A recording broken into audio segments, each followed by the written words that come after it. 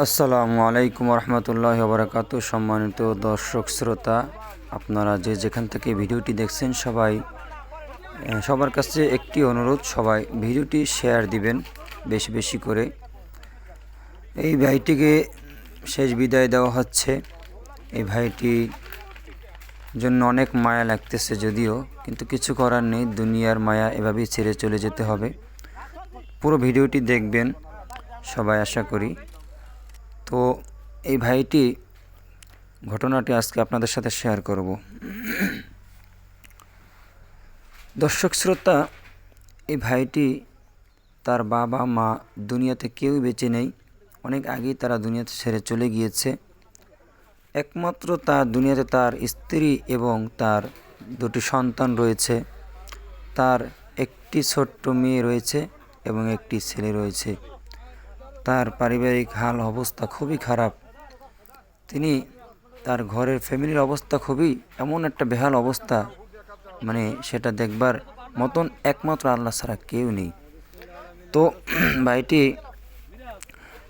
তিনি বাংলাদেশে ছিল কয়েকদিন, তারপরে তিনি কয়েকদিন আগে সৌদিতে যান। অনেক টাকা ঋণী হয়ে তিনি লোন করেছিল অনেক টাকা, সেখান থেকে সেই ঋণ পরিশোধ করার জন্য সৌদি চলে যান। সৌদি প্রবাসী হন। 1 বছরের মাথায় তিনি আবার বাংলাদেশে চলে আসেন। বাংলাদেশে চলে আসার একটা পিছনে কারণ রয়েছে। সে কারণটি হলো তার একটি রোগ ধরা পড়ে। সেখানে তিনি সারা রাত কাজ করতে হতো। সে কাজের জন্য তার একটি রোগ ধরা পড়ে, ডায়াবেটিস। পুরো শরীর তার একদম সাদা হয়ে যায়।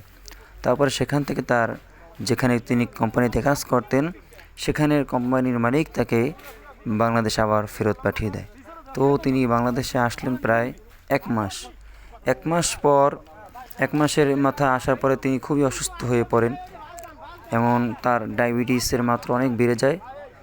তারপরে সবাই, এলাকার মানুষজন সবাই তাকে হেল্প করে, তাকে হসপিটালে ভর্তি করেন। হসপিটালে ছিল প্রায় 10 দিনের মতন। তারপর আল্লাহ পাক তাকে একটু সুস্থতার নিয়ামত দান করেন।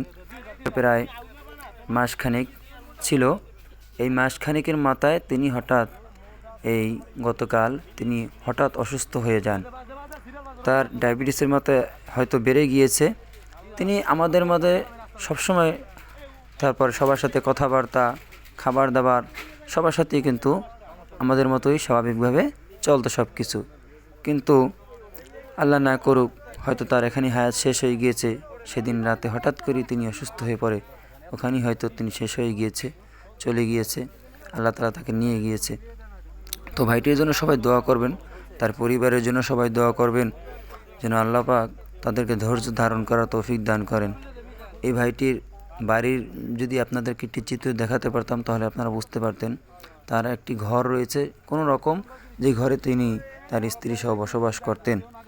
তো এখন ঘরটি খুবই বাজেহাল অবস্থা। আসলে কেউ যদি, বাবা মা আত্মীয় স্বজন যদি পাশে না থাকে, আসলে দুনিয়ায় কেউই কারো পাশে থাকে না। তো এই লোকটি খুবই সরল একটি মানুষ ছিল, খুব ভালো একজন মানুষ ছিল। তার জন্য দোয়া করি আল্লাহ পাক তাকে যেন জান্নাতের উচ্চ মাকাম দান করেন। সবাই ভিডিওটি অবশ্যই একটু শেয়ার দেবেন এবং আপনার মূল্যবান মন্তব্য কমেন্ট করে যাবেন। ভাইটির জন্য একটু খাস দিলে দোয়া করবেন, আল্লাহ পাক যেন তাকে জান্নাতের উচ্চ স্থান দান করেন।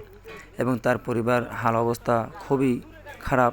এখন আমাদের উচিত, সমাজের উচিত, আমরা যে যেখান থেকে পারি আশেপাশের মানুষ যারা অসহায় দরিদ্র থাকবে তাদেরকে একটু সহযোগিতা করা, তাদের পাশে দাঁড়ানো। এটা একটা সওয়াবের কাজ, নেকির কাজ, পুণ্যের কাজ। তো আমরা সবাই একটু চেষ্টা করব এই ভাইয়ের পরিবারের পাশে দাঁড়ানোর জন্য। যদি আমরা 1 টাকা করেও যদি আমরা তাকে দেই, তার পরিবারকে, আমি মনে করি তার পরিবার খুব সুন্দরভাবে, সচ্ছলভাবে দিন কাটাতে পারবে। তো ভাই, আমরা কত টাকা ব্যয় করি এদিক সেদিকে, আমরা যদি একে অপরের পাশে দাঁড়াই, একটু মানবতার ফেরিওয়ালা হই, গরিবের পাশে দাঁড়াই, আল্লাহ পাক আমাদেরকেও দেখবেন যে অনেক কিছু দান করবেন। এই জন্য সবসময় পাশে থাকবেন, এই ভাইটির জন্য দোয়া করবেন। আমরা যে যেখান থেকে এই ভিডিওটি দেখছি অবশ্যই কমেন্ট করবেন, এবং আর কিছু না পারি আমরা কমসে কম তার জন্য একটু দোয়া করব।